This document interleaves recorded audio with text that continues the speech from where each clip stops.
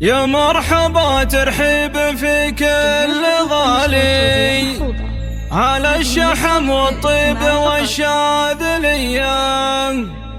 شوفت رياجيل الوفا راس مالي في حفل مالك كل من عور حيا، مذكور يا مالك ومنزلك عالي بالطيب يا راعى اليمين الندية، بالطيب يا راعى اليمين الندية.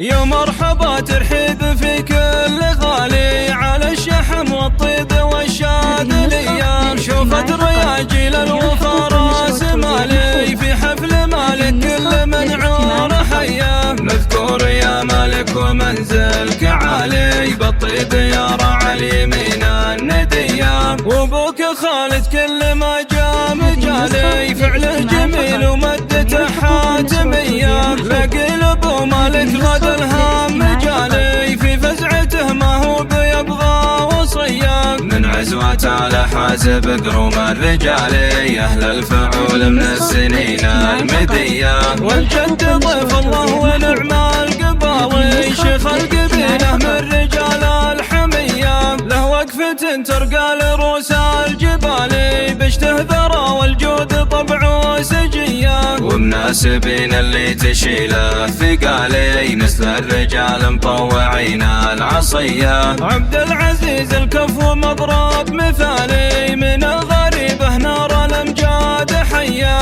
هذاك ابو خالد دروس الطوالي تبشر بوقفاته وجزل العطية، الله يرزقهم بخير العيالي تحفظ كتاب الله وتتبع نبيه، صلوا عدد ما هل وبلا الخيالي على النبي المعصوم خير البرية. يا مرحبا ترحيب في كل غالي على الشحم والطيب والشاذلية، شوفت رياجيل الوفا راس مالي في حفل مالك كل من عور حيا، مذكور يا مالك ومنزلك عالي بالطيب يا راعى اليمين الندية، وابوك خالد كل ما جاء مجالي فعله جميل ومدته حاتمية، لقي ابو مالك غد الهام مجالي في فزعته ما هو بيبغى وصية، من عزوات على حازب قروم الرجالي اهل الفعول من السنين المدية، والجد ضيف الله ونعم القباوي شيخ القبيلة من رجال الحمية، له وقفة ترقى لروس الجبال